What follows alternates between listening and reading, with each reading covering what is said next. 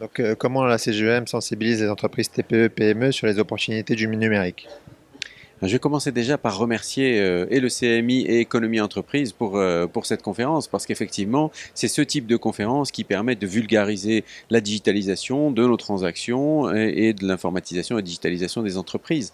Le thème de la conférence sur les flux financiers, sur le paiement électronique, c'est une partie fondamentale de l'évolution, de la facilitation et de l'efficacité de la performance des entreprises.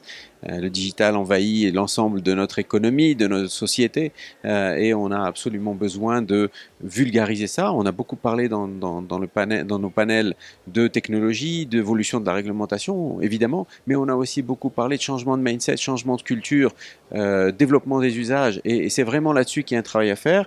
Donc à la CGM, ce qu'on essaie justement, par exemple avec la Fédération Commerce et Services, avec les TPE, PME, d'organiser des séminaires de vulgarisation pour inciter les entreprises à mieux utiliser le digital et technologie.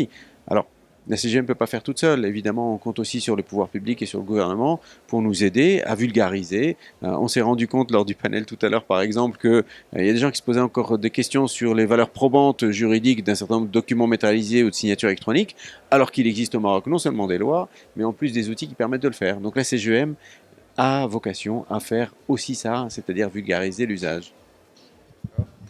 Quels sont les principaux outils digitaux qui permettent de créer de la valeur ajoutée ou bien d'améliorer la productivité au sein des entreprises? Écoutez, les entreprises, elles sont touchées soit sur leurs produits, soit sur leur capacité à commercer, soit sur leur gestion propre. Donc, les outils qui permettent d'améliorer l'efficacité, les outils digitaux qui permettent d'améliorer l'efficacité, ils sont de ces trois types d'ordre. Des ERP pour mieux gérer l'entreprise, donc systèmes de gestion, de la transaction électronique, et en particulier ce pourquoi on est ici avec le CMI Économie Entreprise, c'est-à-dire faciliter les transactions électroniques. Et puis, enfin, faire évoluer les produits, donc des outils qui sont les outils de plateforme, par exemple, pour pouvoir lancer de nouveaux produits, de mise en cohérence, de mise en relation, d'utilisation de données. J'insisterai par exemple sur l'usage de la data pour pouvoir offrir de nouveaux produits. Donc les outils, il y en a de tout type d'ordre. Le digital, c'est partout et c'est difficile. On se posait la question tout à l'heure, difficile de prioriser. Il faut absolument utiliser le digital au maximum de ce qu'on peut et les fournisseurs digitales sont là pour ça. Quelles sont les mesures incitatives pour encourager la digitalisation au sein des entreprises? Alors, les mesures incitatives, je pense que déjà, plutôt que de parler de mesures, déjà parlons d'initiatives. Il y a un certain nombre d'initiatives qui sont, et c'est celle de la thématique d'aujourd'hui. Toutes les initiatives qui ont trait à l'e-gouvernement sont utiles pour la facilitation de la performance, la facilitation ou la performance de l'entreprise.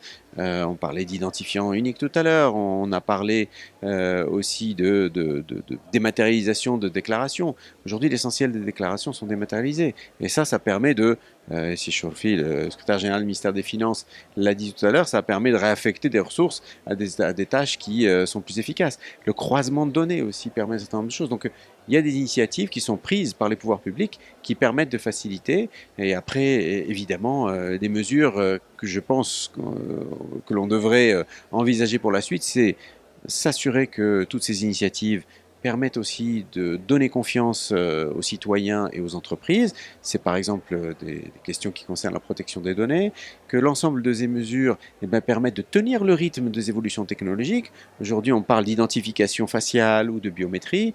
Comment l'ensemble de ces outils-là nous permettent de rester dans le rythme des évolutions technologiques? Il faut que la réglementation suive. Donc effectivement, la suite, c'est assurons-nous que les réglementations suivent et puis assurons-nous que les données personnelles des citoyens et des entreprises sont protégées pour permettre de donner confiance. Sinon, ça va être plutôt de la défiance. Merci, Monsieur Cateni.